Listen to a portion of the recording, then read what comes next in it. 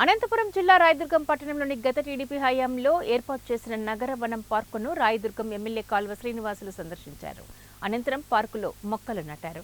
రాయదుర్గం అభివృద్ధి కోసం కృషి చేస్తారని అన్నారు. కార్యక్రమంలో టీడీపీ పట్టణ నాయకులు, వార్డు ఇన్ఛార్జీలు, అటవీశాఖ అధికారులు తదితరులు పాల్గొన్నారు.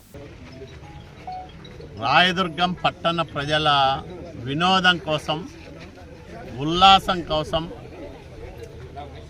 వారాంతాల్లో కుటుంబ సమేతంగా కొంతసేపు ఆనందంగా గడపడానికి ఒక ఆహ్లాదకరమైన వాతావరణాన్ని కల్పించడం కోసం నేను గతంలో ఎమ్మెల్యేగా ఉన్నప్పుడు ప్రత్యేకంగా పట్టణ శివార్లలో నగరవనాన్ని ప్రారంభం చేశాం.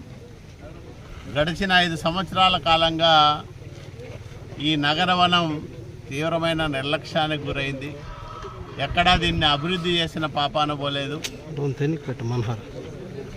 పట్టణ ప్రజలకు ఉపయోగపడే విధంగా దీన్ని తీర్చిదిద్దడంలో ప్రభుత్వం ఎంతమాత్రం శ్రద్ధ చూపలే.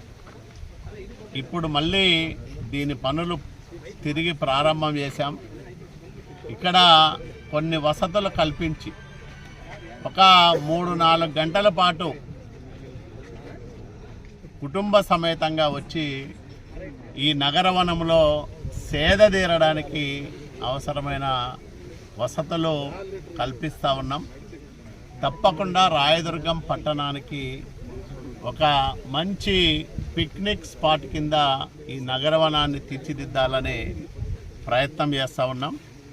ఆ ప్రయత్నాల్లో భాగంగానే కొన్ని కార్యక్రమాలు ఇప్పుడే ప్రారంభమైనాయి.